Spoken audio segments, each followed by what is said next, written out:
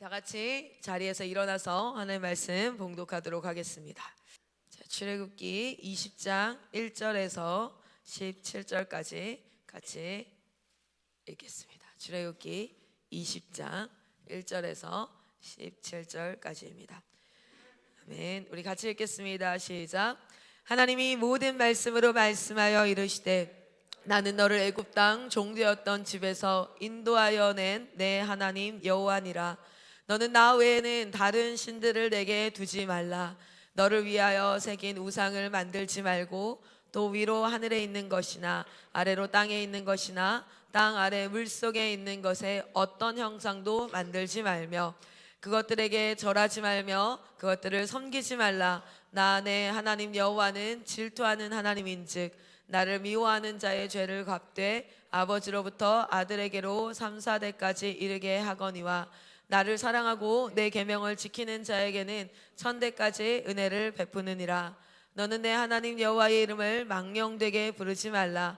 여호와는 그의 이름을 망령되게 부르는 자를 죄 없다 하지 아니하리라.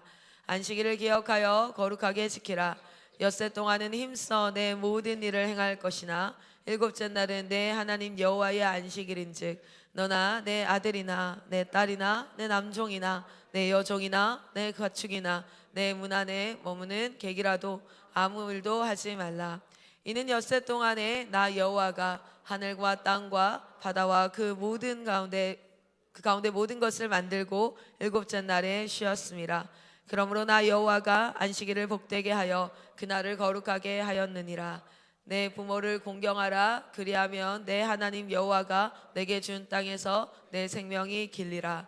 살인하지 말라. 간음하지 말라. 도둑질하지 말라. 내 이웃에 대하여 거짓 증거하지 말라. 내 이웃의 집을 탐내지 말라. 내 이웃의 아내나 그의 남종이나 그의 여종이나 그의 소나 그의 낙이나 무릇 내 이웃의 소유를 탐내지 말라. 아멘. 아멘. 우리 자리에 앉겠습니다. 자, 오늘은 제7계명. 오늘은 제7계명입니다.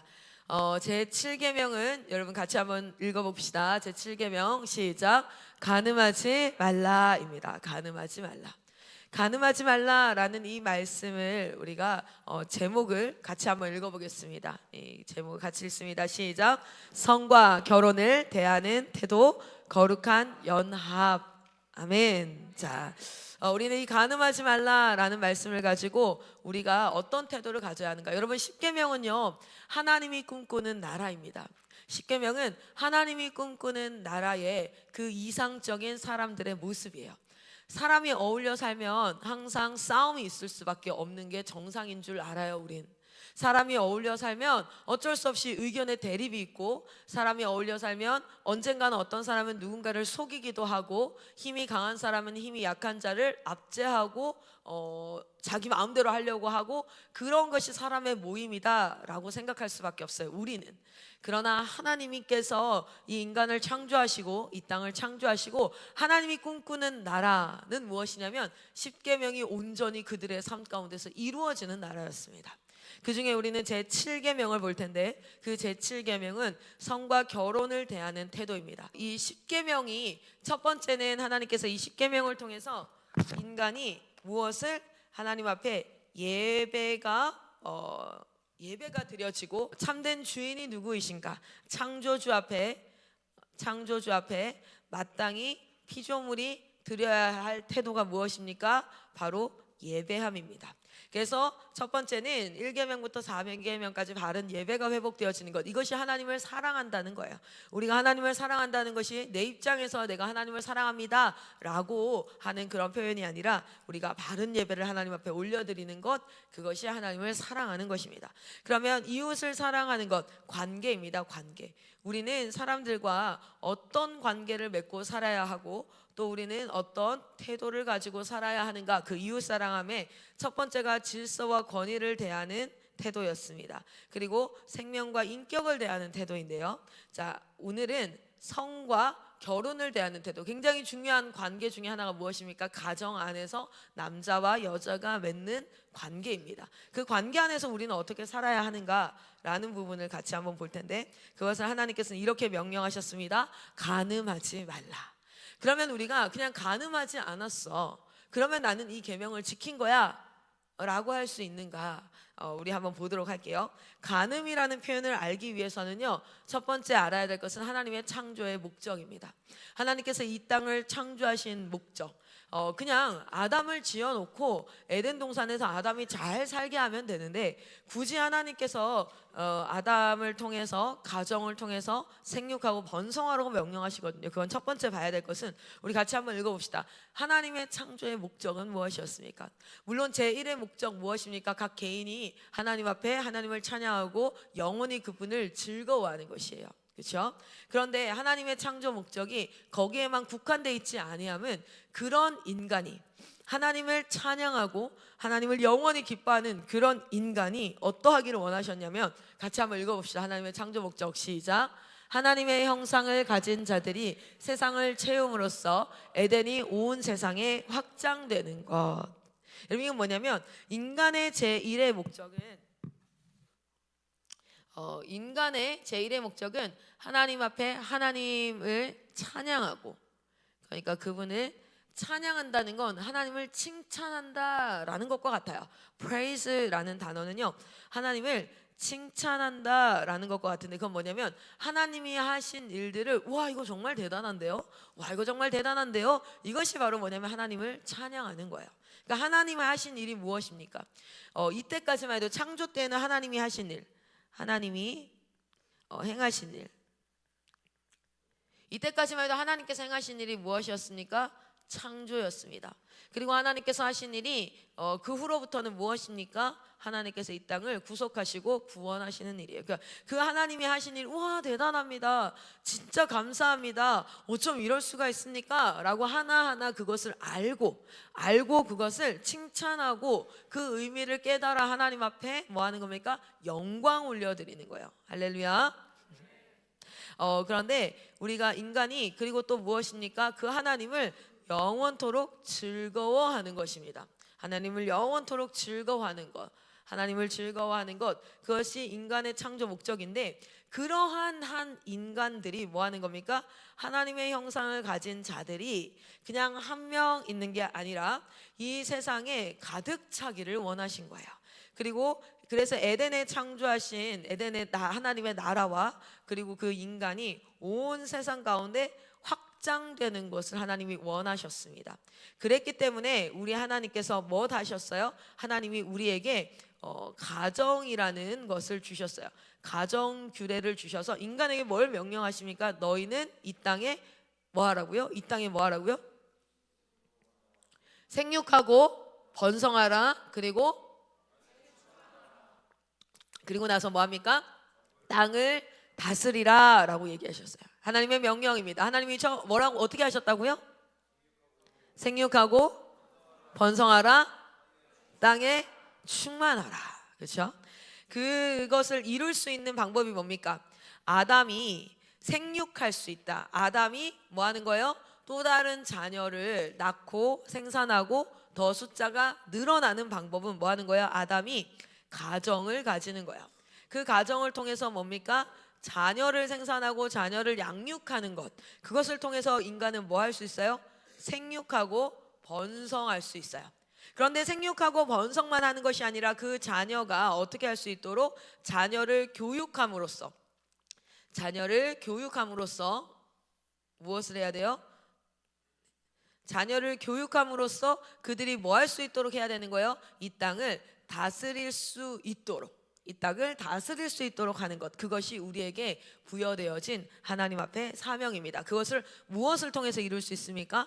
가정을 통해서 이룰 수 있어요. 하나님의 창조 목적을 우리에게 선포하시고 그 창조 목적을 이룰 수 있는 방법으로 주신 것이 무엇이에요? 바로 가정의 규례입니다. 가정은 그냥 한 남자가 한 여자한테 반했어. 한 여자가 다른 수많은 남자 중에 저 남자가 제일 좋은 것 같아. 그래서 사랑이 불타올라. 우리 결혼하자. 그런데 내가 살다 보니까 네가 너무 싫어졌어. 나는 다른 남자가 더 좋아졌어. 우리 이혼하자. 이게 결혼이 아니라는 거예요. 결혼은 그냥 한낱 감정을 담아내는 통로가 아니라 하나님 앞에 하나님의 창조 목적을 이루는 하나님의 도구로 하나님께서 우리에게 허락하신 규례입니다. 할렐루야. 여러분, 이것을 기억할 때 우리가 우리의 가정이 어떠해야 되는지, 우리의 결혼이 어떠해야 되는지 이런 부분을 알 수 있어요. 제가 잠깐 영상 하나를 보여드릴 텐데요. 어떤 영상이냐면요, 예수님 때에 예수님 때뿐만 아니라 유대인들, 그러니까 유대 땅에 이스라엘 백성들이 가졌던 결혼의 방식이 있어요. 자, 우리는 대한민국은 지금 오늘날 결혼하면 어떻게 해요? 결혼. 네, 우리 사랑쌤 결혼하실 텐데 우리 헨리 선교사님이랑 아이들 알고 있어요? 몰라요? 대박, 아침부터 애들 깜짝 놀라겠네. 자, 왜 말을 안 했어요? 그렇구나. 우리 사랑쌤이 오늘 맨투맨 티셔츠 같이 얼굴이 빨개지셨어요.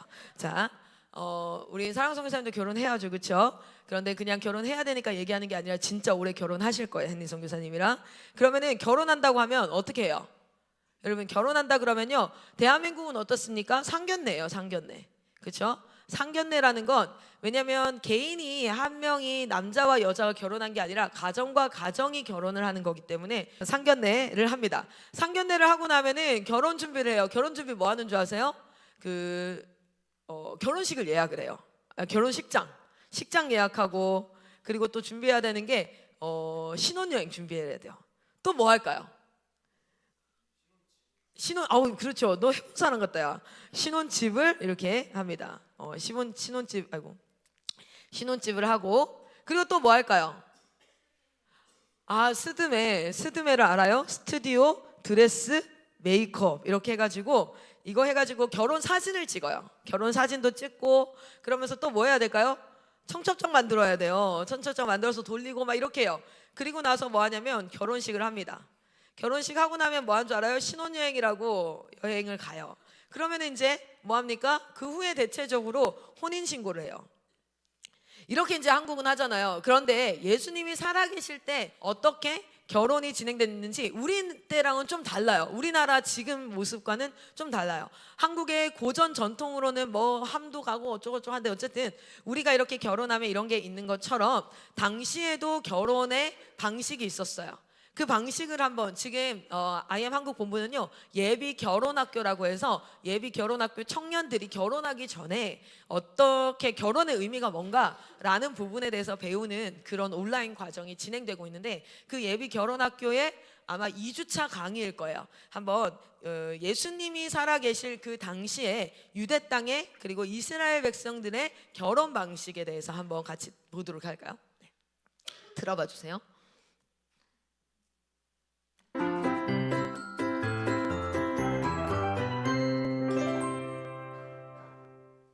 결혼하면 어떤 이미지가 떠오르시나요? 저는 하얀 웨딩드레스를 입은 신부가 가장 먼저 떠오릅니다. 결혼에 대한 이야기를 시작하기 전에 오늘날 우리의 결혼 문화와는 사뭇 다른 고대 근동의 결혼 풍습을 들여다보고자 합니다. 남자가 결혼하고 싶은 여자의 집에 증인이 될 만한 친척과 함께 찾아가는 것으로 결혼의 첫 문이 열립니다. 남자가 찾아갈 때에는 서약서, 포도주 한 잔을 담은 가죽 부대와 은과 금을 준비해서 갑니다. 그리고 자신의 지파를 밝히고 왜 찾아왔는지를 그 목적을 밝힙니다. 그러면 신부가 될 여자의 아버지가 신랑에게 3가지를 묻습니다. 지정의에 대한 질문입니다. 신랑에 대해서 파악을 하는 것입니다. 신부 아버지의 마음에 들면 아버지가 딸에게 이 결혼을 허락하기를 원하는지를 묻습니다. 딸이 그렇다고 대답을 하면 예비 신랑은 가지고 간 서약서를 읽고 신부는 그 청혼을 공식적으로 받아들입니다. 신부는 포도주 반잔을 마십니다. 그리고 나머지 반잔에서 몇 방울을 계약서 위에 떨어뜨립니다. 오늘날 약혼과 비슷한 것인데요. 언제든지 마음이 바뀌어 파기할 수 있는 약혼이 아닙니다. 서약서가 오고 가고 나면 이것은 법적 효력을 갖습니다. 오직 죽음만이 두 사람의 언약을 파기할 수 있다는 의미입니다. 죽음이 아니고서는 이 혼인을 가를 수 없다는 의미입니다. 이제 신랑은 은과 금으로 신부의 정해진 값을 신부 아버지에게 지불합니다. 지불금이 모자르게 되면 육체 노동을 해서라도 다 지불을 해야 합니다. 이 과정을 정혼이라고 합니다. 신부의 아버지는 축복 기도를 하고 나팔을 불어 온 마을에 두 사람의 정혼이 성립되었음을 알립니다. 정혼만으로도 두 사람은 법적 부부 관계를 가지게 됩니다. 두 사람 사이에는 부부로서의 법적 효력이 있습니다. 정혼이 깨어지게 되면 파혼이 아니라 이혼이 되는 것입니다. 마태복음 1장에서 마리아가 요셉과 약혼하고 동거하기 전에 예수님을 잉태하게 되는 때가 바로 이러한 때입니다. 이렇게 결혼 약속이 성립된 후에 신랑은 신부를 두고 떠납니다. 이 두 사람은 약 1년 동안 별거 생활을 합니다. 약 1년이라고 하는 이유는 그날이 언제일지는 신랑의 아버지만 알기 때문입니다. 신랑은 아버지 밑에서 가장이 될 준비를 하고 함께 살 집을 짓습니다. 신부는 신부로서의 정절을 지키고 신랑 가정의 풍습을 익힙니다. 그리고 결혼식에 입을 세마포 옷을 준비해서 침대 머리맡에 두고 신랑을 맞을 준비를 합니다. 그러던 어느 날 아버지가 아들을 부릅니다. 이제 신부를 데리러 갈 때입니다. 아버지는 아들에게 신부를 데리러 갈 날을 정하여 알려줍니다. 신랑이 신부가 사는 동네 어귀에 들어서면 신부의 동네 사람들이 알고 잔치를 벌입니다. 보통의 결혼식은 밝은 낮에 진행하지만 유대인의 결혼 풍습에서는 한밤중에 신랑의 들러리들이 꿀 나팔을 불며 밤에 혼인잔치를 합니다. 신부의 들러리들은 등불을 밝히며 신랑을 맞이하는데 이때 들러리들은 보통 10명씩 두는 것이 관례였다고 합니다. 들러리들이 가진 불이 매우 중요한데요. 기름이 떨어지게 되면 큰 문제가 되었습니다. 그래서 신부의 들러리들은 예정보다 늦게 오는 신랑을 기다리면서 등불이 꺼지지 않도록 여분의 기름도 준비해야 했습니다. 이제 신랑을 따라 나선 신부가 신랑 집에 도착하면 신랑이 준비한 방에 들어가서 두 번째 계약을 합니다. 미래에 대한 계획이 담긴 계약서에 신랑과 신부가 사인을 하는 것입니다. 그리고 신랑이 가지고 있는 증표를 사랑의 증표로 신부에게 주고 계약서도 함께 줍니다. 그리고 합방을 하고 날이 밝은 후에 신랑은 마을에 신부는 순결하였다라고 선포합니다. 이때 결혼이 완성되면서 한 주간 잔치를 벌입니다. 이것이 고대 근동의 결혼 풍습이었습니다. 고대 근동의 결혼 풍습을 들으시면서 어떤 생각이 드시나요? 예수님께서 떠나가시면서 제자들에게 처소를 예비하러 가신다 하셨던 말씀, 제자들이 언제 다시 오냐고 여쭤보았을 때 때와 시기는 아버지께서 정하신다고 하셨던 말씀, 다시 오실 때 나팔 소리와 함께 오신다는 말씀들이 생각나시지요? 성경은 이렇게 이러한 혼인 관습을 구속사를 설명하는 도구로 사용했는데요. 네, 성경 시대의 여기까지면 혼인 될것 관습은 같습니다. 신랑이신 예수님과 구속받아 신부가 된 네. 더 듣고 싶으면 예비 결혼학교를 신청하셔서 들으시면 됩니다. 자, 우리 화면 한번 띄워주시면요.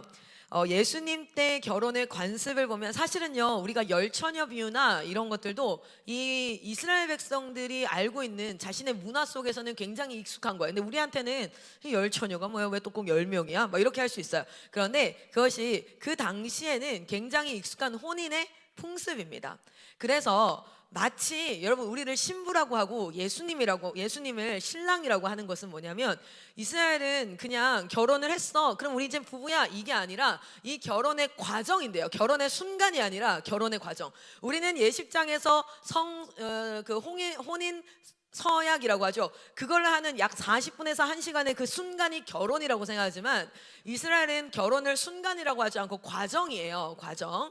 그렇게 봤을 때에 이스라엘은 어땠습니까? 첫 번째는 청혼을 하는 거예요. 혼인을 청하는 겁니다. 누가요? 남자가 여자에게 청혼을 하는 거예요. 물론 요즘은 뭐 시대적으로 여자가 해도 괜찮아, 남자가 해도 괜찮아 막 이렇게 얘기하지만 기본은 무엇이냐면 남자가 여자에게 청혼을 하는 겁니다. 나는 당신과 결혼하기를 원합니다 라고 얘기했을 때에 그때의 신부의 아버지에게 나는 어느 지파입니다 라고 자기를 소개하고 그리고 나서 나는 당신의 딸과 결혼하기를 원합니다 라고 이야기를 하면 아버지 되는 사람이 몇 가지 질문을 하는데 대표적인 질문들이 무엇이냐면 그 사람의 지식은 어떠한가, 그리고 그 사람의 마음의 감정은 어떠한가, 그 사람이 어떻게 감정, 그리고 나서 그 사람의 의지적 행동들, 지금까지의 삶은 어떠한가, 여러 가지 질문을 통해서 이 남자가 어떠한가를 파악하고요.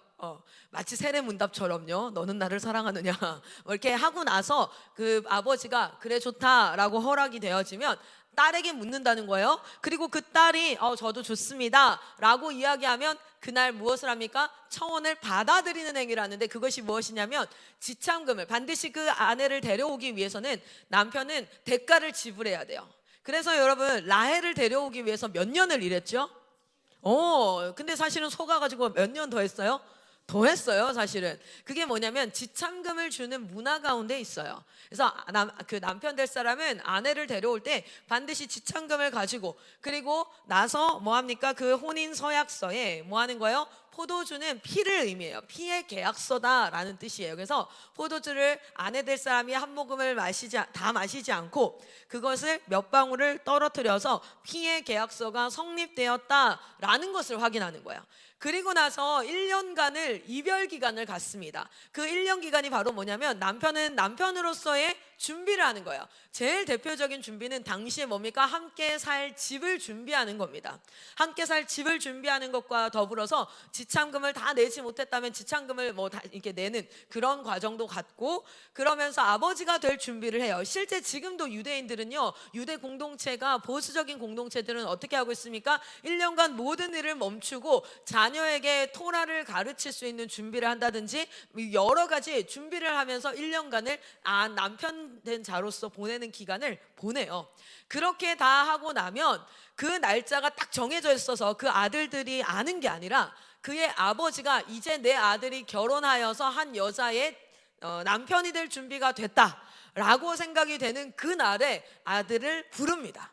그리고 나서 오늘 가거라 라고 이야기를 해줘요. 그래서 때와 기한은 누구에게 정해져 있냐면 아버지만 알고 있는 거예요. 그렇게 해가지고 어떻게 한다는 거예요? 아들이 이제 간다는 겁니다. 그런데 갈 때 뭘 하고요?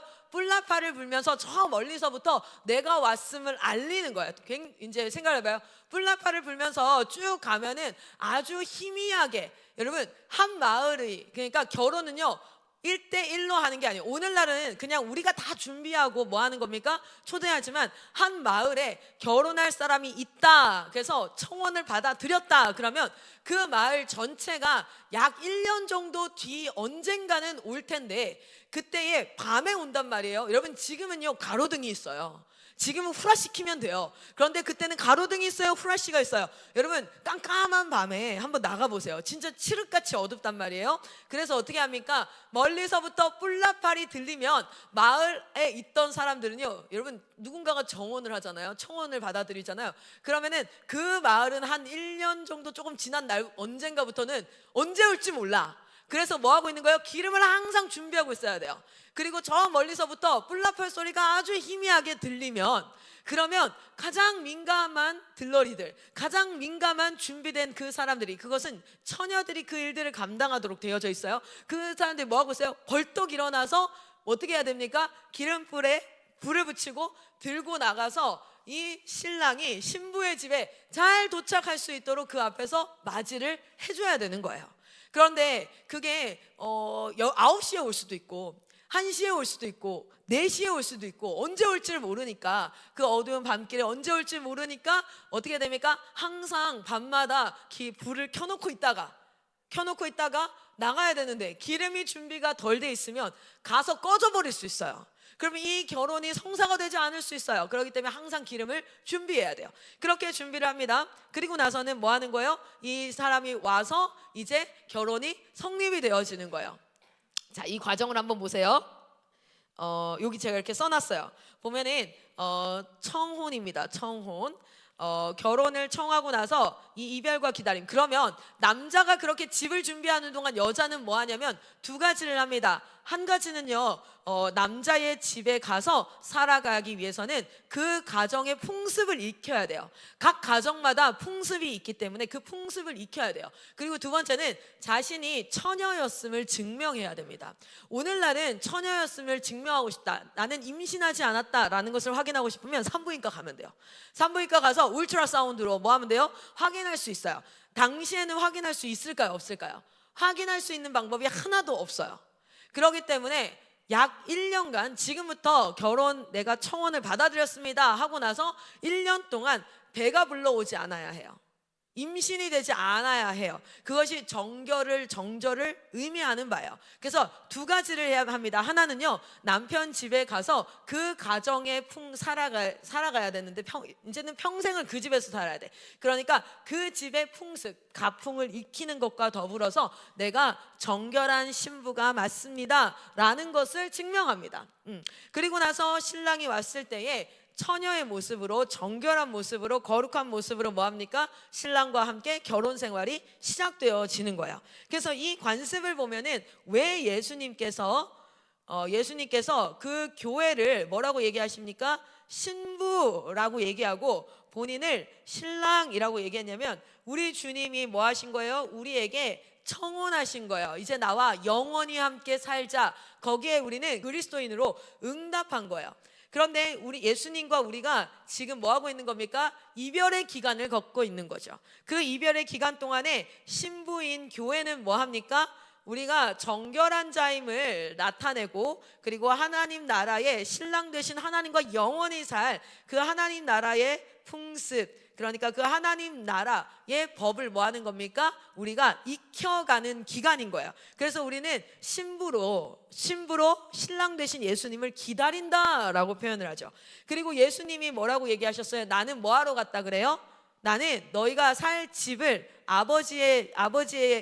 우리가 살 집을 거할 곳을 마련하러 간다라고 얘기하고, 보라 주님 나 밟을 때에 다시 오신다라고 얘기합니다. 그때에 마태복음 25장은 또 뭐합니까? 열처녀의 비유를 통하여서 이것이 얼마나 아름다운 하나님과 우리의 그 사랑의 완성이 되어지는 그런 이야기인지 구속사에 대해서 이야기를 하고 있는 거예요. 여러분, 이것이 이제 결혼의 모습이에요. 우리 같이 한번 말씀을 볼 텐데요. 창세기 2장 18절 같이 한번 보겠습니다. 창세기 2장 18절. 창세기 2장 18절입니다. 자, 우리 같이 한번 읽겠습니다. 창세기 2장 18절 시작. 여호와 하나님이 이르시되 사람이 혼자 사는 것이 좋지 아니하니 내가 그를 위하여 돕는 배필을 지으리라 하시니라. 아멘. 여러분, 혼자 사는 게 외로워 보여서 그런 게 아니라요. 혼자 살게 되면 하나님의 창조 목적을 이룰 수 있습니까? 없습니까? 없습니다. 그러니 보기에 좋지 않다라고 말씀하시면서 그에게 이 일들을 함께 이루어갈 돕는 배필을 허락하세요. 그리고 창세기 2장 21절에서 24절 같이 한번 읽어보겠습니다. 시작. 여호와 하나님이 아담을 깊이 잠들게 하시니 잠들매 그가 그 갈빗대 하나를 취하고 살로 대신 채우시고, 여호와 하나님이 아담에게서 취하신 그 갈빗대로 여자를 만드시고 그를 아담에게로 이끌어 오시니, 아담이 이르되 이는 내 뼈 중에 뼈요 살 중에 살이라. 이것을 남자에게서 취하였은즉 여자라 부리라 하니라. 이러므로 남자가 부모를 떠나 그의 아내와 합하여 둘이 한 몸을 이룰지로다. 아멘. 여러분, 하나님께서 허락하신, 하나님이 만드신 결혼의 제도는요, 결국에 그의 결론이 무엇입니까? 부모를 떠나 아내와, 누가요? 남편과 아내가 합하여 한 몸이 되는 것이다. 이것은 무엇이냐면 연합하는 것이다 라는 것이에요. 연합하는 것이다. 자, 그러면 결혼은 연합하는 것이에요. 그런데 연합은 무엇을 연합하는 것인가? 여러분, 이 시간에 깨어서 하나님의 말씀이 참된 의미가 되어지고 내 삶 가운데 참된 통치가 되어지고, 그리고 그 통치하심으로 하나님의 자유함을 누리시기를 소망합니다. 여러분, 자기 의에 빠질 거예요. 여러분, 결국에는 여러분이 어떻게 됩니까? 교만이든 또는 자기 의든 쓴 쑥 안에 있게 될 겁니다. 그게 세상의 죄인 된 사람의 몸이에요. 그러나 오늘 여러분 선포하십시오. 이 몸의 주인은 하나님이십니다. 그리고 그 말씀이 온전히 이루어지는 자유함을 누리시기를 축복합니다. 결혼은 세 가지의 연합을 의미한다고요. 여러분, 어떤 연합일까요? 첫 번째는 어떤 연합일까요? 결혼은요, 영적인 연합입니다. 결혼은 단순히 그냥 두 사람이 함께 만나서 집을 합쳐서 사는 것이 아니에요. 그냥 그렇게 단순히 집을 합쳐서 사는 것이 되니까 집을 깨어서 헤어지게 되는 거예요. 여러분, 그런데요, 그 만남과 헤어짐은 꽤 많은 상처와 또 꽤 많은 문제를 발생시킬 수 있습니다. 그렇기 때문에 우리가 이 결혼의 의미를 깊이 생각하고 이 의미를 알고, 그래서 우리가 연애 과정은요, 이런 결혼의 의미를 알아가는 과정이지, 같이 최신 영화 보고, 그리고 뷰가 좋은 카페에서 만나고, 그리고 서로 기념일을 챙기는 그 정도의 행위가 연애가 아니에요. 그런데 사단은 그 정도가 연애야 라고 계속, 그게 맞아. 그런데 그렇게 준비되지 않은 결혼을 통해서 어떻게 합니까? 진짜로 우리의 세상을 망쳐버려 간다는 거예요. 우리가 살아가는 세상을 계속해서 망치기 위해서 하는 사단의 행동에, 여러분 그것을 문화라고 착각하지 마십시오.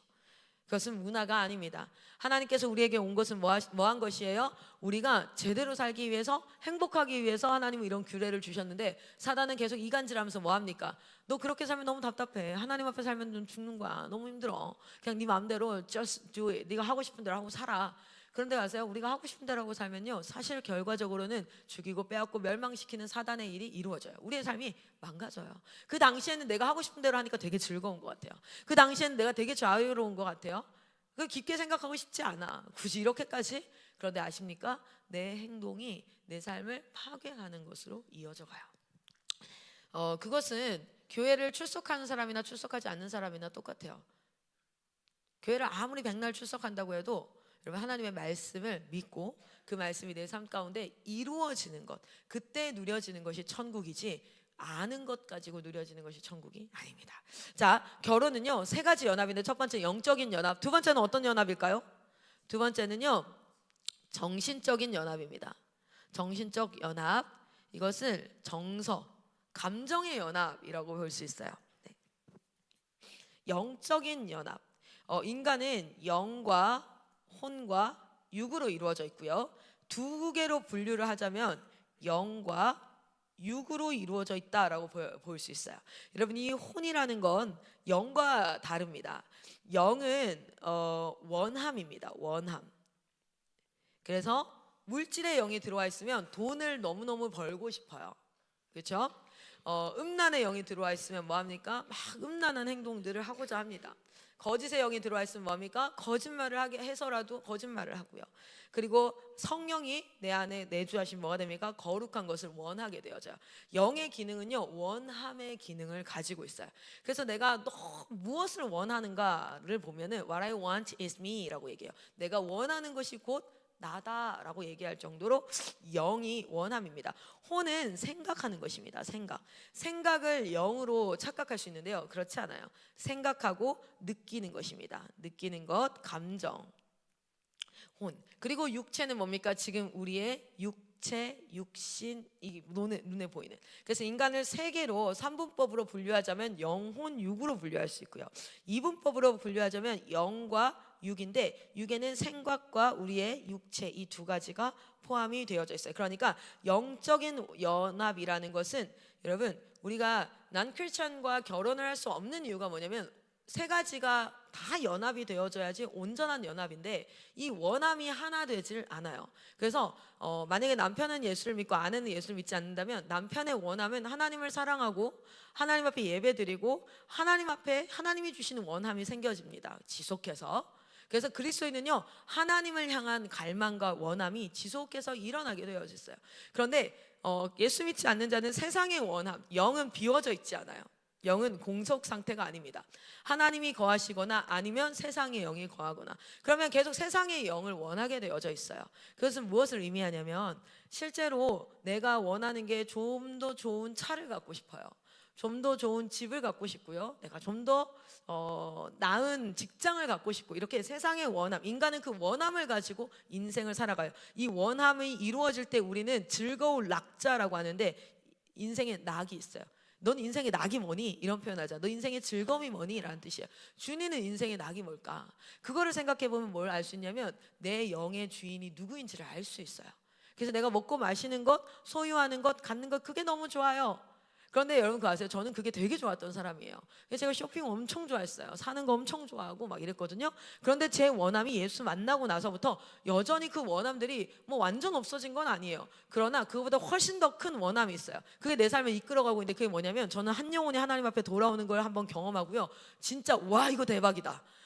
그 원함이 정말 갈망이 되어져서 저는 선교사의 삶을 살고 있고, 예배를 드리면 막 성경을 읽고 싶은 마음이 막 들어요. 그래서 은혜 받고 막 예배 드리고 이렇게 하면 막 하나님 앞에 뭔가 집 청소라고도 하고 막 제대로 살고 싶은 이런 마음이 막 들어요. 그게 뭐냐면 내 원함이 하나님. 그래서 내 즐거움이, 내 인생의 낙이 뭐가 됐냐면 하나님의 말씀을 알아가는 것이 인생의 낙이 됐어요. 그래서 내 안에 가장 귀한 것 예수를 알미라. 금은보다 더 귀한 것 예수를 알미라. 이게 됐어요. 이게 됐어요. 그래서 이 원함이 연합이 되는 것이 결혼이에요. 그런데 그 원합이 일치되지 않으니까 남편은 이걸 원하고 아내는 이걸 원해. 원함이 일치되지 않으니까 행복할 수가 없어요. 그래서 서로가 니는 왜 그러냐, 니는 왜 그런데 라고 이렇게 되는 거예요. 그리고 두 번째 연합은요, 생각과 감정의 연합이에요. 생각과 감정의 연합. 그래서 대화를 하고 이렇게 하면 생각의 결이 같아요. 내가 하면 여기가 어해요. 그런데 그게 처음부터 그렇게 되는 게 아니라 결혼 과정을 통해서 그렇게 점점점 되어져 가고, 저는 제이코 쌤이랑요 결혼을 했는데 생각이 참 달라요. 성향이 완전 달라요. 여러분 요즘에 MBTI 많이 하잖아요. 저는 ENFP예요. 어떤 성향인지 아시겠죠? 저희 남편은 ISTJ예요. ISTJ. 정반대예요. 진짜 정반대. 그래서 생각하는 바가 참 달라요. 절대 만날 수 없는 관계인데 하나님이 어떻게 만나게 하셨어요? 인간은요, 불완전한 그 인간이 둘이 한 몸을 이루어서 완전해지는 거예요. 그러면 봐봐요. 내가 완전하다가 A, B, C, D 4개가 완전한 거야. 그러면 나는 A, B야. 그러면은 내 남편은 어때야 될까요? C, D여야 돼요. 그래야지 완전해지는 거예요. 그렇죠? 나는 A, B인데 남편이 B, A야. 그러면은 이들은 연합을 해도 뭐가 되는 거예요? 불완전한 거예요. 그래서 정반대의 사람을 만나게 돼 있어요. 웬만하면 정반대의 사람을 만나요. 생각을 해봐요. 레베카 쌤, 마쌤, 와우. 폴 쌤, 수련 쌤, 클라라, 제이콥. 반대예요, 반대예요. 그런데 이 정반대인 사람들이 절대 만날 수가 없거든. 안 통해. 완전 반대인데요. 어떻게 통해? 그래서 하나님이 주신 마법이 뭔지 아세요? 사랑이에요, 사랑. 콩깍지. 그러면 어떻게 되는 거예요? 잘 생각해보면 아마 사랑쌤이랑 헨리쌤도 완전 정반대. 보니까 헨리쌤 T더라고요. T. 생각하는 바가 T예요. 그래서 뭐 이렇게 얘기하면 사고예요. 사랑쌤 완전 F예요. 완전 필러 중에 필러, 띵커 중에 띵커. 둘이 만나는 거야. 그런데 지금은요, 콩깍지가 써 있으니까 그 반대의 모습에 막 끌리는 거예요. 근데 나중에 딱 결혼해서 콩깍지 뒤집어 딱 벗겨지잖아요. 그러면은 오늘 너무 피곤했어. 그러면 이제 헨리쌤은 분석하실 거야. 오늘 왜 피곤했을까? 늦게 자서 그래. 그럼 오늘부터 일찍 자자. 내가 그냥 관심 받고 싶다는 말이지 내가 방법을 알려달랬니? 네가 나의 선교사니? 막 이렇게 이제 싸우기 시작할 거예요. 너무 다르거든요. 그런데 너무 다르기 때문에 뭐가 되는 거야? 한 몸이 될 수 있는 거예요. 그런데 절대 죽었다 깨나도 맨정신으로는 정반대의 사람한테 끌리지 않아요. 그래서 하나님이 주시는 게 뭔지 아세요? 사랑이에요.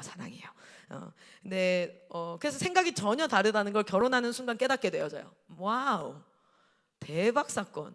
내가 이런 남자를 사랑했구나. 뭐지? 뭐 이렇게. 그런데 그것을 하나로 연합할 수 있는데, 지금은요 여전히 생각이 다를 땐 좀 그래요. 그런데 계속해서 뭐냐면 저는 이 상황을 이렇게 봐요. 어떤 상황을. 그런데 저희 남편은 전혀 다르게 봐요. 그래서 저렇게 생각할 수도 있구나. 처음에는 나와 같은 생각으로 동의하지 않는 모습에 뭐야, 왜 저렇게 생각해 했는데, 그래서 제가 생각이 딱 막힐 때는요, 제이코 쌤이랑 대화하는 게 참 즐거워요. 왜냐하면 내가 생각하지 못했고 보지 못한 것들을 봐요. 나는 어떤 상황을 통해서 엄청 열받았거든요. 저 새끼를 죽여버려, 막 살려, 막 여기서 살인이 일어났다가 막 살렸다가 막 별일이 다 일어나요. 살인과 내 죄를 사하노라 했다가 막 죽여버렸다가 막 이러는데, 제이코 쌤이 그 얘기를 내가 막 해요. 그러면 이럴 수 있겠다 이러면 제가 생각이 탁 트여요. 저렇게 생각할 수 있겠다. 그러면서 제 생각이 굉장히 많이 다양해지고 넓어지고 이런 걸 봐요. 그런데 어쨌든 우리가 생각의 연합, 정서적인 연합, 그리고 마지막이 뭐냐면 육체의 연합입니다. 육체의 연합. 이 육체의 연합을 통해서, 육체의 연합의 방식을 하나님이 주신 게 뭐예요? 성관계예요. 성관계. 근데 우리가 기억해야 될 게, 그 성관계가 부끄럽게 여겨지거나 이 표현 자체가 뭔가 우와, 이걸 막 대놓고 설교하는데 마이크로 성관계 이렇게 얘기해도 되나? 이렇게 됐으면 이미 사단이 성관계라는 말을 더럽힌 것이 여러분에게 이루어져 있는 거예요. 그런데 여러분 성관계 하면 떠올라야 될 느낌이 어떠냐? 여러분 느낌이라는 게 있잖아요. 성관계 하면 떠올라야 될 느낌이 뭐냐면 따뜻함이고, 이것은 사랑이고, 그리고 이것은 생명이어야 돼요. 하나님이 이 성관계라는 것을 부부의 육체의 연합 안에만 허락하셨어요. 그리고 이걸 통해서 무엇이냐면 사랑과 생명이 잉태되어지는 것이에요. 그래서 이것은 더러운 게 아니고, 뭔가 음란한 게 아니고, 이것은 뭔가 부끄러운 게 아니고, 뭔가 이상한 손끝에 찌릿찌릿한 감각적인 게 아니라, 하나님께서 당신의 목적이 무엇이었습니까? 하나님의 형상들이 이 땅 가운데 많아졌으면 좋겠다라는 그 하나님의 말씀을 이루기 위해서 가장 아름답고 가장 기쁘고 가장 즐거운 도구로 주신 것이 성관계예요. 할렐루야. 그것을 통해서 하나님은 이 땅 가운데 하나님의 백성들이 많아지기를 원했는데, 사단은요 하나님이 창조한 모든 것들을 더럽히고 망가뜨리거든요. 그래서 성관계 또한 어떻게 망가뜨려요? 그냥 즐기는 거야. 좋으면 하는 거지. 모텔이 먼저 떠오르는 거예요. 그냥 그렇게 하는 거야. 그래서 이건 좀 부끄러운 거야. 야, 이건 좀 숨겨서 니네끼리 즐기는 거야 정도로만 타락시켜 버리는 거죠. 그렇지 않습니다. 결혼은 세 가지 연합이다. 그런데 이것을 단순히 육체의 연합 정도로만 이해하고, 내가 좋아하는 여자와 함께 사는 것 정도로만 이해한다면, 내가 그 여자가 싫어지면 떠나야 돼요. 버려야 돼요. 헤어져야 돼요. 그런데 결혼은 그런 의미를 갖지 않습니다. 피의 계약이고 우리는 영원히 헤어질 수 없습니다 라는 거예요. 그래서 제가 때를 얻으면 이혼에 대한 부분을 한번 같이 이야기를 나눠볼 거예요. 왜냐하면 실제 제 많은 제자들이 이혼 가정에서 자랐었고요, 그 상처들이 얼마나 처절하게 그들의 삶 가운데 있었는지를 제가 아이들을 양육해 오면서 함께 눈물을 흘리면서, 실제 제 제자 중에는 아빠가 아직도 기억한대요. 롯데리아 앞에서 아빠가 다른 여자를 차에 태우고 가는 것을 6살인가 얘가 봤는데, 다른 기억 하나도 나지 않는데 5살에 자기 동생들이랑 본 거예요. 그런데 그 동생들이라면 5살보다 더 어리겠죠. 근데 다른 건 기억나지 않는데 그 기억이 너무 생생하게 난대요. 물론 그 안에 스킨십도 있었어요. 그래서 이 아이가 그 생각 때문에, 이 아이는 결혼에 대한 것, 여자에 대한 것이 굉장히 아주 좀 그런 친구들도 있고, 이 결혼에 대해서 신중하지 못했을 때 발생할 수 있는 많은 부분들을 같이 한번 얘기해보고, 우리는 그걸 어떻게 해석해 봐야 될까. 근데 그런 부분도 한번 같이 나누는 시간을 좀 가졌으면 좋겠습니다. 자, 그런데 이러한 결혼 안에서 하나님이 뭐라고 얘기하냐면, 이러한 것을 주셨는데 뭐 하셨어요? 간음하지 말라. 왜냐하면 당시에 하나님이 주신 대로 결혼을 하지 않고, 결혼을 단순히 육체적인 쾌락, 그리고 즐거움, 내가 호감이 있고 사랑한다 라는 표현 안에서 했다가, 그게 아니야 그럼 나 헤어져, 난 너랑 같이 있고 싶지 않아, 나는 더 다른 사랑하는 여자가 생겼어, 다른 사랑하는 남자가 생겼어, 이렇게 이것을 잘못하고 있는 그게 너무 팽배했기 때문에 하나님이 백성들에게 명령합니다. 왠지 아세요? 이 명령을 잘 보십시오. 이걸 안 지키면요, 그냥 하나님이 손해보는 게 아니라, 이걸 안 지키면 네 사랑하는 자녀들이 상처받아. 니네 세상이 지옥이 되는 거야. 이 사람 만났다가 저 사람 만났다가 니네가 지옥이 되는 거야. 자초한 심판이 되는 거야. 그러니까 이것을 지켜라고 얘기하는 거예요. 그래서 간음하지 말라라는 명령은요, 뭘 생각해야 되냐면, 영적인 연합과 정신적 연합과 육체적인 연합을 누구와 할 것인가 라는 질문을 반드시 떠올릴 수 있어야 돼요. 간음한다는 것은 무엇이냐면, 나에게 허락된, 여러분 대한민국과 전 세계의 인구가 60억이라고 70억이라고 보고 남녀의 성비가 5대5라고 봤을 때, 인간의 지금 전 세계에는 35억의 남자가 있어요 라고 생각해 봅시다. 그렇게 봤을 때 클라라 선교사에게 허락된 남자는 딱 한 명이에요. 제이콥 쌤밖에 없어요.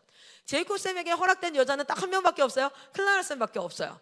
그래서 저는 그 35억 명 중에 가장 멋진 남자라고 생각했고, 가장 진짜 제일 잘생겼다라고 생각해서 결혼한 거예요. 할렐루야. 맞아요. 그리고 나서 그 남자만으로 충분한 거예요. 그리고 나는 그 외의 사람은 다 뭡니까? 간음입니다. 내가 영적으로, 정신적으로, 육체적으로 연합해야 될 대상은 그 남자밖에 없어요. 그런데 그렇지 않았어요. 당시에는 어땠습니까?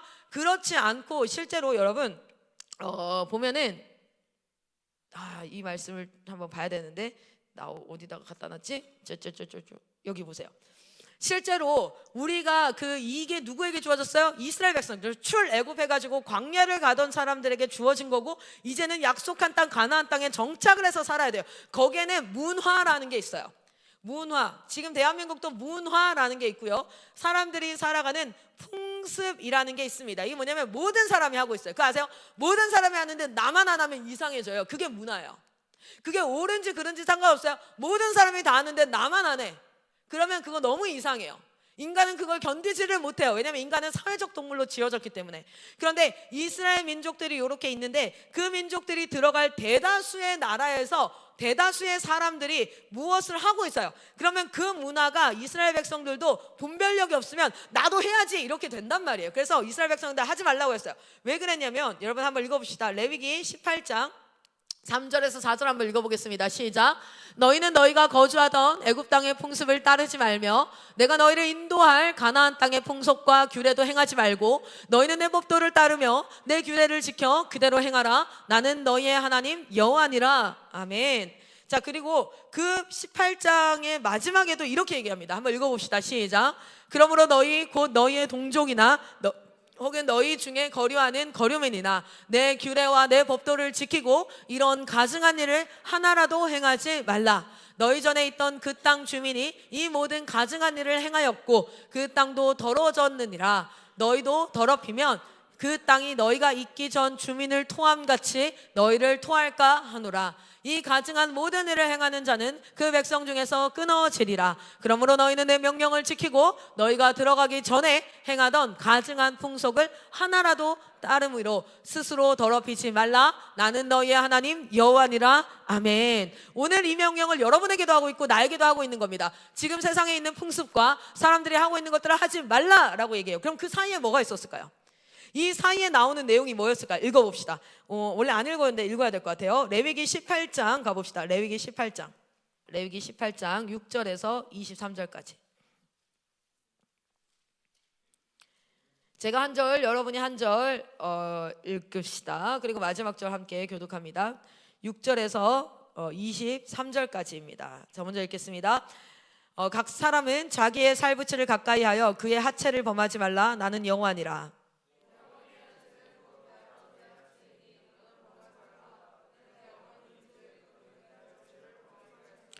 너는 내 아버지의 아내의 하체를 범하지 말라. 이는 내 아버지의 하체니라.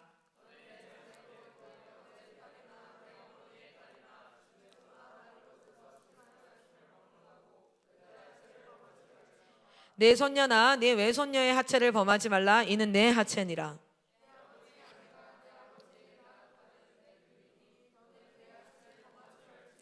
너는 내 공모의 하체를 범하지 말라. 그는 내 아버지의 살부치니라. 너는 내 아버지의 형제의 아내를 가까이 하여 그의 하체를 범하지 말라. 그는 네 숙모니라.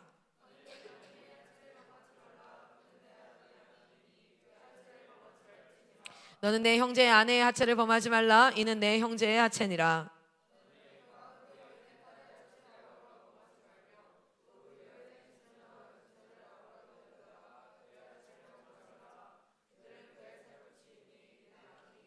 너는 아내가 생존할 동안에 그의 자매를 데려다가 그의 하체를 범하여 그로 질투하게 하지 말지니라.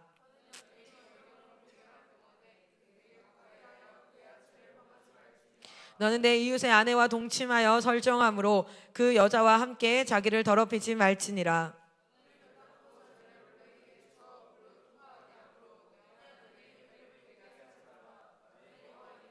너는 여자와 동침함같이 남자와 동침하지 말라. 이는 가증한 일이니라. 너는 짐승과 교합하여 자기를 더럽히지 말며 여자는 짐승 앞에 서서 그것과 교접하지 말라. 이는 문란한 일이니라. 아멘. 여러분, 성경에서 왜 이런 이야기를 하고 있을까요? 이걸 하고 있으니까요. 그런데 대한민국도 지금 그렇고요. 그리고 그것을 하는 것을 찍어놓은 곳을 사람들은 돈을 주고 봅니다.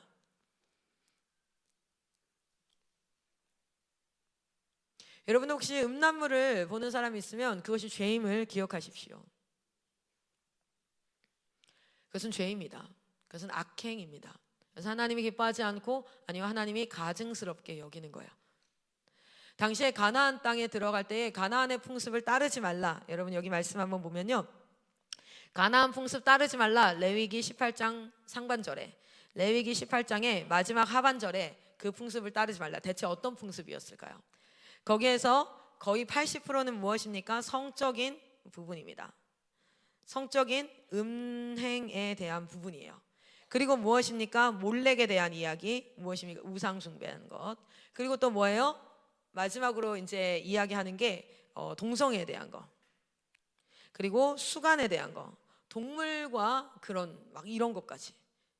그러니까 땅이 토해내고 싶을 만큼이겠죠. 그런데 여러분 기억하십시오. 우리 안에 우리가 음행을 하지 않는다 할지라도 마태복음에 뭐라고 얘기해요? 여러분 우리가 어제 말씀을 통해서 지난 시간에 말씀을 통해서 살인하지 말라. 나 살인 안 하고 있어가 아니라 그 살인의 시작이 뭐였어요? 마음에 미움을 품었을 때부터 살인의 시작이라고 얘기해요. 왜? 이때부터 전쟁이 시작돼야 되는데 이 전쟁에서 이미 패배한 거야. 그래서 마태복음에 실제 뭐랍니까? 남자들을 향해서 이렇게 얘기합니다. 지나가는 사람을 통해서 네 안에 음란한 마음 생각을 품은 것 그 자체가 바로 간음의 시작이다. 간음했다 넌 이라고 얘기해요. 그렇기 때문에 자신을 여러분 근데 간음 안 해야지 생각해봐요. 내가 간음 안 해야지 내가 담배 안 피워야지 거짓말 하지 말아야지 여러분 이거 돼야 안 돼요. 중독이에요. 여러분 중독은요 무엇으로 이길 수 있습니까? 중독은요 내가 중독이라는 건 습관이 됐다는 거예요. 습관이 됐다라는 건 뭐냐면 내가 의식하지 않으면 그냥 자연스럽게 이 행동을 한다는 뜻이에요. 그게 몸에 뱉다는 뜻이에요. 그 중독이 진짜 무서운 이유가 뭡니까? 내가 의식하지 않고 생각하지 않아도 내 몸이 어떤 상태가 된 거예요? 원하는 상태가 된 거예요. 중독은 무엇으로 이겨야 되면 따라합니다. 중독으로 이겨야 된다. 다시 한번 크게 얘기합시다. 중독은 중독으로 이겨야 된다. 여러분 중독은 중독으로 이겨야 된다는 게 뭐냐면 제가 한 친구가 그렇게 나왔을 때 첫 번째는요 여러분 진짜 하나님을 만나요. 예배 가운데 실제 지금도 연락하는 애 중에 하나가 있는데 그 친구가 진짜 담배 꼴초였어요. 걔는 초등학교 때 폈어. 엄마 아빠 이혼했고 할머니 손에 키워졌어요. 그리고 나서 항상 천덕꾸러기 취급을 받으면서 초등학교 때부터 담배 펴가지고 우리한테 왔을 때는 이미 완전 그냥 꼴초 상태야. 그런데 이 친구가요 나한테 어떤 얘기를 했냐면 쌤 여기 있으면요 담배 생각이 안 나요. 왜냐하면 너무 바빠서요. 걔가요 성실한 애예요. 진짜 꼴통 취급을 받았는데 정말 그 친구랑 초반에는 제가 막 뺨도 때렸었어요. 싸대기 때문에 정신 차리 쌍놈 새끼 이러면서 뺨도 때렸는데 얘가 내 마음을 알게 되고 나도 얘 마음을 알게 되면서부터 이 친구가 일정에 엄청 열심히 참여를 해요. 아침부터 저녁까지. 그러니까 나한테 하루는 이렇게 얘기해. 너무 바빠서 담배 생각이 안 나. 너무 바빠가지고 내가 지금 담배 생각이 안 나. 그래서 가정훈련 기간에 집에 가면 안 될 것 같아. 왜 그러니까 자정훈련 가면 안 바쁘니까. 근데 내가 했어요. 정확하게 알고 있다 네가. 왜 그러냐면요. 중독은 중독으로 이겨야 되고요. 중독은요. 내가 다른 것에 몰두할 때 중독은요. 어떤 것에 몰두한다는 거죠. 다른 것에 몰두할 때 그것을 잊어버릴 수 있는 힘이 생겨요. 그래서 첫 번째는 하나님의 은혜가 필요하고요. 하나님의 은혜가 필요합니다. 하나님의 공동체에서 예배드리고 이런 것들이 기쁘고 그것을 그렇게 나아가야 돼요. 그 친구가 그렇게 나아가서 이겼어요. 그런데 그것만으로는 안 돼요. 그래서 제가 걔한테 기타를 배우라 그랬어요. 기타. 처음에는 완전 그 이제 축구할 때 축구 공부할 거 넘어지는 애들처럼 완전 음악이랑은 차원이 완전 막귀야 막귀. 그런데 얘가 기타를 배우기 시작하면서 정말 얘는 쉬는 시간마다 기타 잡고 있는 거예요. 쉬는 시간마다. 그래가지고 거기에 중독이 되기 시작하는 거예요. 너무 재밌기 시작해요. 그러니까 또 이걸 잊어. 그래서 내가 얘기했어요. 너는 이미 담배에 중독이 됐어. 네 몸이 원해. 그러니까 너는 중독을 끊임없이 계속 만들어야 돼. 다른 중독을 만들지 않고 네 몸이 아무것도 하지 않는 자리가 되면 뭐가 되는 줄 알아? 너는 담배 생각나. 근데 얘가요 저한테 이러요. 쌤 진짜 쌤 말이 딱 맞아요. 제가 그걸 안 하고 있잖아요. 그럼 생각이 나요. 그래서 이 친구가 진짜 하루하루를 열심히 살았어요. 그런데 그게 1년이 지나고 2년이 지나고 3년이 지나고 졸업을 했다요.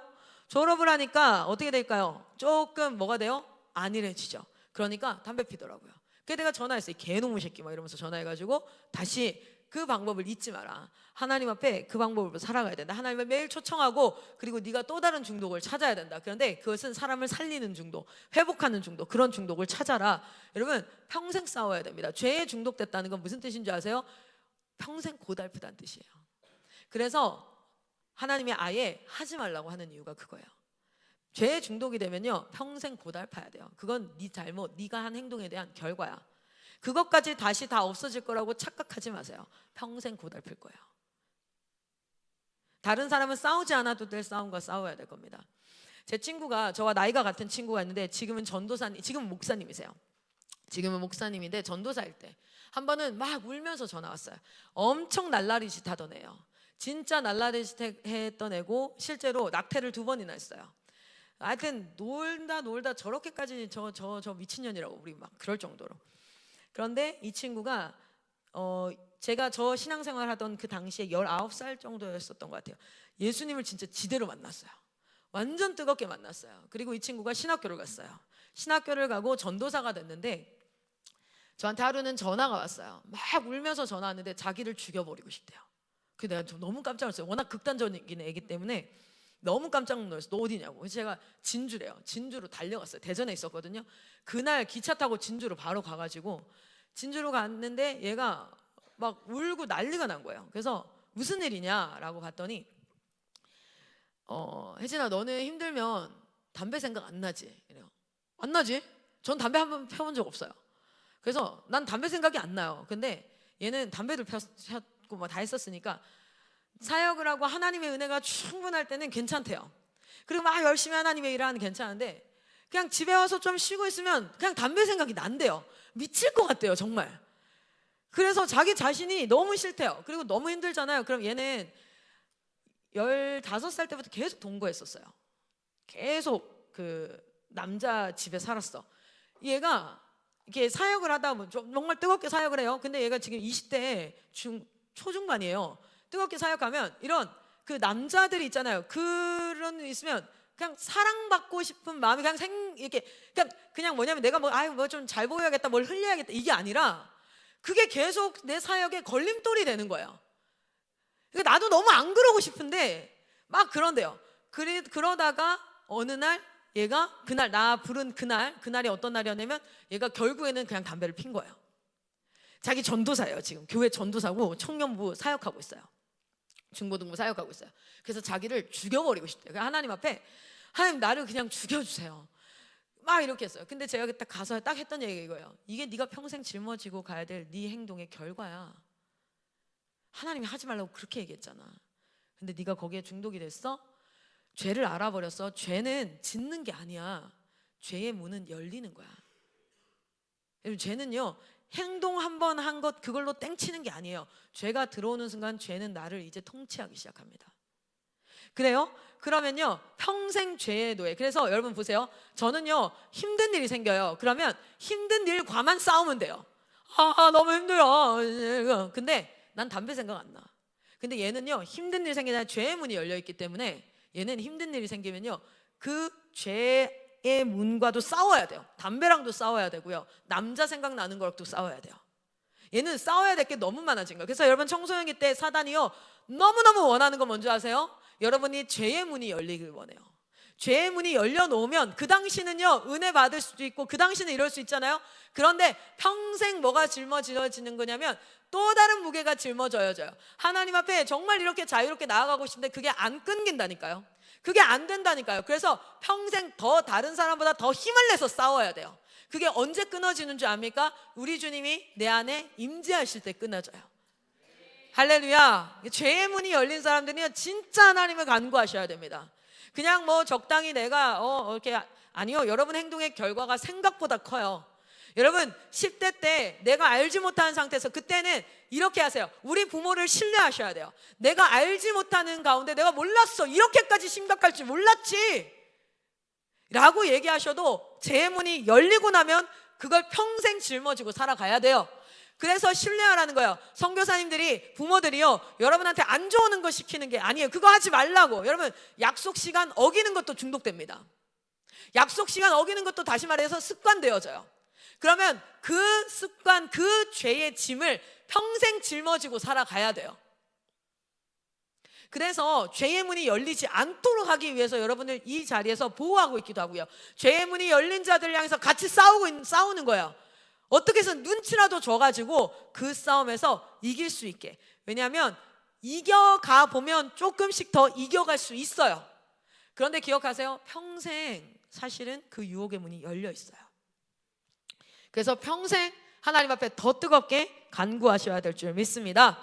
여러분 봅시다. 실제로 당시 가나안은요 불법적인 성관계가 엄청 팽배해 있을 때고요, 실제 신을 섬기는 방식 자체가 뭐였어요? 신전에 창녀들이 있어. 그 창녀들과 성관계를 맺는 것이 제사였어요. 예배였어요 그들에게는. 그랬기 때문에 everybody, 모든 사람이, 지금 대한민국도 뭡니까? 대한민국의 혼전순결 얘기하면 꼰대래요. 혼전순결 얘기하면요, 아우 너무 구시대적 사고야. 그게 바로 불법적 성관계가 충분히 용인이 되는 거예요. 여기서 보면 뭐가 나오냐면 수간이 동물과의 그런 것들까지도, 요즘 음란물을 내가 진짜 정말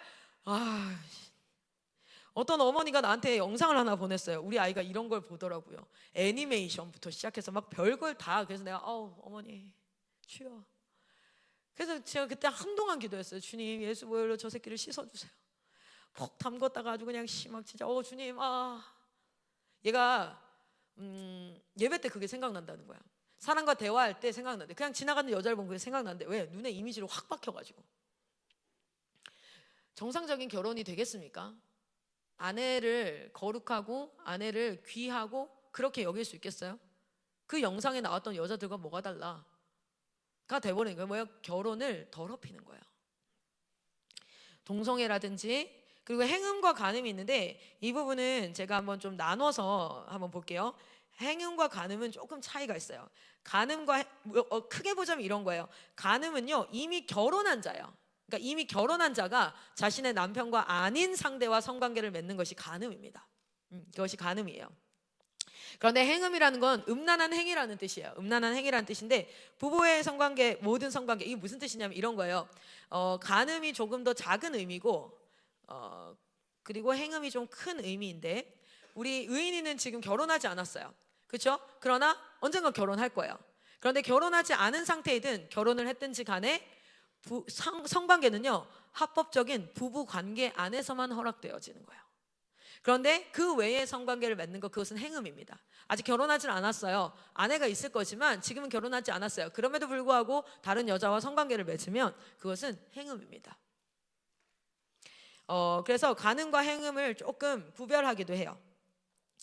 그 의미는 크게 막 중요하진 않지만, 그래도 이렇게 보면요, 하나님은요 무엇을 주셨습니까? 태초에 인간이 행복하게 살아가기 위해서 주신 규례가 있습니다. 실제 우리 신명기 말씀에 보면 이 규례를 명령하신 이유가 무엇 때문이라고 그래요? 너희의 행복을 위해서다 라고 얘기해요. 첫 번째 주신 규례가 무엇입니까? 이건 이렇게 해야겠다. 안식규례. 안식규례, 인간의 행복을 위해서. 두 번째는 노동규례. 인간은 일 안 하고 살면 행복하다? 아니에요. 그렇지 않습니다. 그리고 주신 게 가정규례예요. 하나님은 이 가정규례를 통해서 창조의 목적을 이룰 수 있도록 하셨어요. 그 창조의 목적이 뭡니까? 하나님의 형상을 가진 자들이 세상을 채움으로써 에덴이 온 세상에 확장되어지는 것이 창조의 목적인데, 이것을 가정규례를 통해서 이루도록 하셨습니다. 그런데 그 가정규례의 핵심은 무엇입니까? 결혼입니다. 결혼. 그래서 이 결혼을 거룩하고 신성하게 여길 필요가 있지요. 여러분, 여기 있는 남자들 봐봐요. 여러분 정말 이것을 거룩하고 정말 거룩하게 신성하게 여길 수 있는, 그리고 그것들을 알고 있는 사람과 결혼하십시오. 그냥 단순히 난 네가 좋아. 여러분, 사람은 언젠간 싫어져요. 그러면 좋을 땐 같이 있다가 싫으면 버릴 거예요? 아니에요. 결혼은 약속의 의미를 가지고 있어요. 자, 결혼은 두 가지 특징을 가지고 있습니다. 첫 번째는요, 결혼은 언약적입니다. 따라합니다. 결혼은 언약적이다. 결혼은 언약적이다. 두 번째, 결혼은 배타적이다. 네, 결혼은 배타적이다. 그게 어떤 의미냐면, 언약적이다라는 것은 뭐냐면 남녀가 사랑을 근거로 자발적인 책임과 의무의 관계를 형성하는 게 결혼이에요. 결혼은 책임과 의무가 발생하는 거예요. 내가 좋다고 같이 있다가 싫다고 니랑 안 맞아 이 새끼야 나랑 헤어져가 아니에요. 절대 아니에요. 이거 진짜 주의하셔야 돼요. 결혼은 책임과 의무의 관계고요. 결혼은 왜 합니까? 사랑해서 결혼하는 게 아니라 사랑하기 위해서. 내가 사랑을 연습하기 위해서. 나는 사랑할 수 없는 존재인데 사랑하기 위해서 결혼하는 거야. 사랑하기 위해서. 사랑해서 결혼한 게 아니에요. 사랑해, 사랑했어, 사랑한다, 그래서 결혼해. 아니에요. 그 사랑을 이제 평생토록 연습할 거예요. 그래서 사랑스러울 때도 사랑하는 걸 연습하지만 사랑스럽지 않을 때도 사랑하는 걸 연습해야 돼요. 나와 안 맞을 때도 사랑하는 것. 그래서 사랑하기 위해서 하는 게 결혼입니다. 그것에 책임과 의무의 관계가 형성되어지는데, 결혼은 책임과 의무의 관계입니다. 그러나 남녀가 사랑해서 자발적으로 그 의무 안으로 들어가는 거예요. 책임과 의무는 무거운 거예요. 그러나 자발적으로 사랑해서 나는 너의 책임이 될 거야. 난 너의 의무가 될 거야. 그리고 이것은 사회적 법적 구속력을 가집니다. 그래서 간통죄는 절대 폐지되면 안 되는 거였는데, 그렇죠? 결혼은 언약적입니다. 결혼은 배타적이다라는 건, 배타적이라는 말이 굉장히 좀 생소할 수 있는데, 배척한다라는 거예요. 뭐냐면 요거 하나 말고는 다 배척한다. 그래서 배타적이다라는 한국말은요, 어떤 의미를 가지고 있냐면 독점적이다라는 뜻이에요. 내가 너 이름 뭐니? 조이에 대해서 배타적이다라는 건 뭐냐면 조이를 제외하고 나머지는 다 배척하고 얘만. 그래서 독점적이다라는 의미를 가지고 있어요. 그리고 뭡니까? 폐쇄적입니다. 이 친구에게만. 그게 배타적이다라는 의미예요. 결혼은 배타적인 특징을 가지고 있어요. 왜냐하면 결혼의 대상, 나의 남편, 나의 아내를 독점적 권리를 갖게 되어지는 겁니다. 다른 사람은 절대 권리 행사하면 안 됩니다. 남의 것이에요. 남의 것 탐내면 안 돼요. 결혼의 대상을 제외한 모든 대상에게는 나는 아무런 효력을 가지지 않습니다. 이 말이 제가 뭐라고 얘기했어요? 내가 35억 명 있는 남자들 중에 나에게 허락된 남자는 유일하게 제이콥슨밖에 없습니다 라고 얘기하는 게 바로 이 말이에요. 결혼은 배타적이에요. 결혼은 언약적입니다. 그것을 향해서 이야기한 거예요. 하나님이 꿈꾸시는 하나님의 나라는 어떻습니까? 결혼 관계를 통하여서 남의 것을 이것 탐내고 저것 탐내고 이거 먹어보고 저것 먹어보고 no, 그렇지 않아요. 안 돼요. 자, 그래서 우리가 이제 뭐라고 얘기합니까? 로마서 제가 12장 2절 말씀을 좀 가져왔는데요. 같이 한번 읽어볼까요? 시작. Do not be conformed to this world. 뭐라고 얘기하냐면 conform 하면은 form은 무슨 뜻이냐면 형태입니다. 형태. 그런데 CO가 들어가면은 뭐뭐와 같이 cooperate 이렇게 하죠. cooperate 하면 operate 운영하는 것을 같이 하다라는 뜻이에요. 그래서 코어는 함께하다라는 뜻이 있어요. together라는 의미 있어요. 형태를 같이 하지 말라라는 뜻이에요. conform 하면은 형성하다라는 뜻입니다. 영어로 형성하다. 다른 form, 틀과 동일하게 cooperate 되는 거다. conform 되는 거다. 같이 형성하다. 이런 뜻이에요. 그래서 to this world, 이 세상과 같이 형태를 같이 하지 말라라는 뜻입니다. 그래서 do not be conformed to this world, 이 세상과 같이 되지 말라. 이걸 로마서 12장 2절에는 뭐라고 얘기하죠?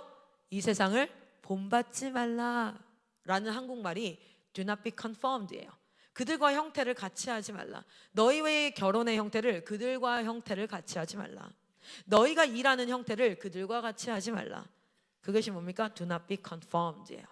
너희는 그러한 태도를 가지지 말아라 라는 것입니다. 그래서 제가 결혼을 성교육을 할 때, 제가 우리 학생들한테 성교육을 할 때 결혼에 대해서 뭐라고 강의를 했었냐면, 이 들어갈 단어가 뭘까요? 뭘지 보세요. 초성 게임이에요. 이응. 뭐뭐를 통해 평생 함께하며, 같이 읽어볼까요? 시작. 를 통해 평생 함께하며 하나님의 뜻을 이루며 사랑해야 할 배우자를 찾아. 이게 무슨 과정일까요? 이응이라고. 맞춰보라고. 졸지 말고. 맞춰보라고요. 이응. 네, 맞아요. 연애라는 건 글씨 너무 동글동글하네. 연애라는 건 뭡니까? 연애는 내가 다른 남자들보다 얘가 좀 잘생긴 것 같아, 좋아 해서 만나는 게 아니에요. 그게 아니라 뭐 하는 거라고요? 평생 함께하며 하나님의 뜻을 이루며 사랑해야 될 배우자를 찾는 과정입니다. 여러분 연애하세요. 아시겠죠? 지금 하면 안 돼요. 리뉴젠들 지금 하지 마세요. 연애는 언제 하는 건지 아세요? 제가 성교육할 때 이거 하는 건데, 연애는요 결혼해야 될 시즌에 하는 거예요. 그 시즌에 하지 않으면 설익은밥이 됩니다. 그래서 결국에는 상처가 남게 되어지죠. 그래서 연애를 해야 될 시즌이 있어요. 자, 그래서 두 번째, 그리고 그 연애를 통해서 배우자를 찾아 무엇을 하는 걸까요? 맞아요. 결혼을 하고. 그래서 결혼을 하고, 그리고 결혼이라는 언약적 관계 안에서만 무엇이 허락될까요? 성관계가 허락되어지며, 그리고 이를 통해서 무엇이 됩니까? 이 마지막 단어는 진짜 한번 해봐요. 이를 통해서 무엇을 잉태함으로. 뭘까요? 네, 여러분 연애와 생명은요 같은 단어로 인식되어져야 돼요. 그만큼 무겁고 중요하게 인식돼야 돼요. 그래서 연애, 결혼, 성관계, 생명은 여러분 안에서 이렇게 좀 해석이 되었으면 좋겠습니다. 우리 같이 한번 요 문장을 다 넣어서 한번 읽어볼까요? 시작. 연애를 통해 평생 함께하며 하나님의 뜻을 이루며 사랑해야 할 배우자를 찾아 결혼을 하고, 결혼이라는 언약적 관계 안에서만 성관계가 허락되어지며 이를 통해 생명을 잉태함으로 이 세상에 하나님의 형상이 가득할 수 있도록 하는 그 명령의 순종이 시작된다. 여러분, 그것을 함께할 멋진 남자를 찾으세요. 그것을 함께할 멋진 여자를 찾으세요. 그리고 평생 사랑해서 결혼한 게 아니라 사랑하기 위해서 결혼하세요. 그리고 어떻게 하면 사랑할 수 있을까? 어떻게 하면 내가 더 큰 사랑을 배울 수 있을까? 큰 어려움이 있고 큰 대립이 있을 때마다 기억하세요. 하나님이 나에게 더 큰 사랑을 가르쳐 주기 위해서. 그런데 그 사랑의 본체는 무엇이었습니까? 바로 예수 그리스도가 우리를 신부로 부르셨습니다. 할렐루야. 우리 남편 되신 예수님께서 우리를 끝까지 참아 인내하심으로 지금도 기다리고 계시는 줄 믿습니다. 사실은 성교육을 하거나 간음에 대한 이야기를 하면 굉장히 네거티브한 이야기들을 많이 하게 되어져요. 저는 그렇게 하지 않길 원해서 하나님이 창조하신 결혼, 그리고 하나님이 창조하신 성, 이것이 무엇일까? 이 부분을 이 아침에 나누면서 오늘도 이렇게 길어질 줄 알았어요. 정말 어떡할까? 어쩔 수 없이 또 1교시를 잡아먹고, 그렇죠? 1교시 선생님들은 되게 좋아하고, 그렇죠? 그리고 나만 힘들어, 진짜. 에이, 정말. 자, 여러분 안에 간음하지 않기를 바랍니다. 나는 불법적인 성관계를 맺지 않았어요. No. 여러분, 실제로 아내가 있는데 다른 사람과 정서적으로 연합을 이룰 수 있어요. 그거 영적 간음이에요. 그거 간음이에요. 그런데 사실은요, 잘 보면 결혼을 할 때부터 결혼이 단순히 사랑과 네가 좀 호감이 있어, 네가 다른 여자애보다 좀 예쁜 것 같아, 다른 남자보다 성격이 좀 좋은 것 같아, 그렇게 결혼했다는 건 뭐냐면 육체적 연합만을 결혼이라고 생각한 거예요. 그런데 인생을 살아보면요, 육체적 연합보다 훨씬 더 큰 비중을 차지하는 게요, 정신적 연합이에요. 공감, 서로 생각을 나누고 대화할 때 즐거워야 돼요. 그래서 정말 우리가 생각하는 바가 너무 같아서도 즐겁지 않거든요. 너무 나와 같으면요, 싫어지기도 해요. 그런데 진짜 이 정신적 연합을 해야 된다는 걸 알고 있어요. 또 여러분, 영적 연합, 영적으로 서로의 원함을 통해서 서로의 원함이 같아서 참 연합이 되기도 하고요, 서로의 원함이 다르기 때문에 또 더 풍성해지기도 해요. 그런 연합들을 이루어가야 되는데, 생각해봐요. 직장 생활을 합니다. 아침부터 저녁까지 하루 종일을 봤을 때 아내와 지내는 시간보다 회사에서 지내는 시간이 훨씬 많아요. 내가 회사에서 겪고 있는 어려움을 아내한테 얘기했을 땐 내가 회사에서 어떤 상황인지를 다 설명을 해야 되니까 그 대화가 오히려 더 피곤해지기도 해요. 그러다 보니 나중에는요, 회사에서 내 어려움을 이야기하다 보니까 그 회사에 있는 한 여자가 뭐가 되는 거예요? 더 가까워지는 거예요. 그래서 내가 이렇게 여러분 보세요. 단순히 성적인 연합만 했다고 해서 불륜과 간음이 아니라 정신적인 연합, 영적인 연합, 그것이 아내와 남편과 결핍이 되어지면요, 인간은 그걸 채우고 싶어져요. 그래서 다른 루트를 찾게 되어져요. 왜냐하면 그것이 결핍되어지면 부족하고 불안정하거든요. 불안정이 되거든요. 그래서 여러분, 원자들도 뭐합니까? 전자를 잃어버리거나 얻거나 해서 안정 상태가 되고 싶어 하잖아요. 알아요? 산소가 원자 번호 몇 번이에요? 8번이잖아요. 그렇죠? 첫 번째 껍질에 전자가 몇 개 있어요? 2개 있어요. 그럼 두 번째 껍질엔 자리가 총 몇 개지? 8자리가 있단 말이야. 그렇죠? 5, 6, 7, 8자리가 있는데 8개니까 하나, 둘, 셋, 넷, 다섯, 여섯, 일곱, 여덟 채우고 나면 2자리가 비죠? 2자리가 비니까 산소는 항상 뭐 해요? 전자 2개를 얻어서 안정적인 상태가 되고 싶단 말이에요. 하나님이 이 땅을 창조했다는 증거가 바로 이거예요. 이런 곳 안에 영적인 원리들이 다 숨어 있어요. 창조세계 안에 봐요. 얘는 2개를 얻어서 뭐가 되고 싶어요? 5 마이너스 2 마이너스, 이거 맨날 수학이랑 헷갈려가지고 이러고 있습니다. 2 마이너스가 되고 싶단 말이야. 그렇죠? 음이온 상태가 되고 싶어요. 왜요? 불안정하니까, 비어져 있으니까. 결핍이 되어지면요, 모든 하나님이 창조하신 것은 안정되기를 원해요. 그래서 이걸 더 얻고자 해요. 그래서 5는 항상 어떤 상태로 합니까? 공유결합 해가지고 전자들 두 쌍을 공유결합해서 항상 O2로 존재한단 말이에요. 인간은요 불완전해요. 불완전. 그래서 항상 뭐 하고 싶어요? 안정하고 싶어요. 그래서 또 다른 누군가와 공유결합을 하고 싶단 말이야. 그런데 내가 원함을 가지고 인간은 뭐하면 이 사람도 결합했다가 그 상황이 지나고 다른 상황이 되면 이 사람이랑도 결합했다가 저 사람이랑도 결합했다가, 그래서 여러분 잘 보세요. 여러분 잘 봐요. 힘들면 사람을 찾는 사람 있어요. 영적인 간음을 생각해 볼 거예요. 봐봐요. 육체적인 간음은요 이 사람이랑 성관계, 저 사람, 그것도 간음 맞아요. 그게 눈에 보이는 간음인데요, 영적인 간음이 있어요. 정신적인 간음이 있어요. 그건 뭔지 아세요? 내가 힘들어. 그럼 내가 불안정하죠? 그러면 뭘 찾아요? 사람을 계속 찾아요.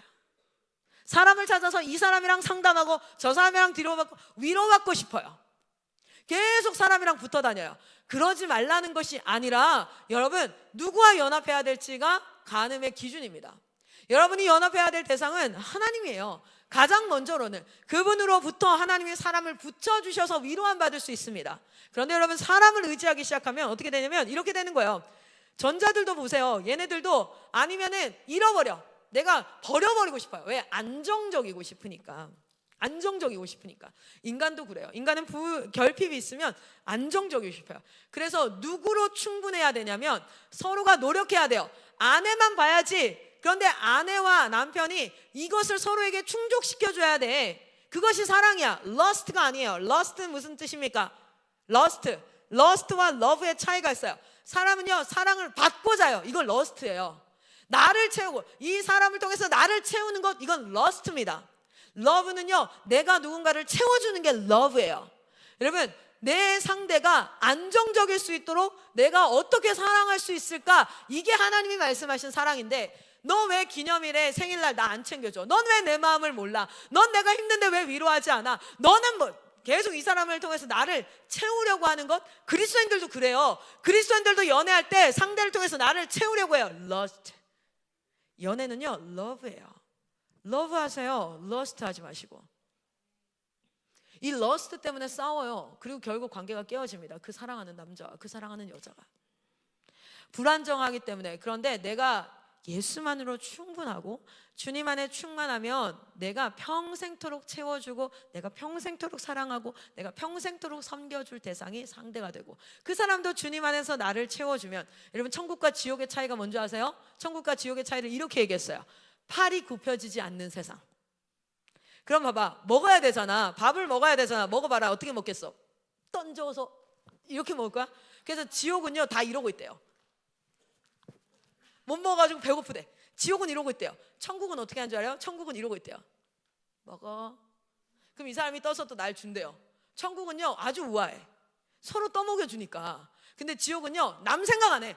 어떻게든 먹어보려고 막 혀가. 너무 기괴스럽죠. 근데 지금 우리의 세상이 천국과 지옥이 동일해요. 떠서 자기 것 채우려는 사람은요 기괴스러워요. 그 참 어리석어 보여요. 그런데요 모든 사람이요 다 떠서 서로를 먹여준다면 나는 배고플 이유가 없어요. 그런데 왜 내 입에만 넣고 싶어요? 나는 떠먹여주는데 쟤 나 안 떠먹여주면 어떡해?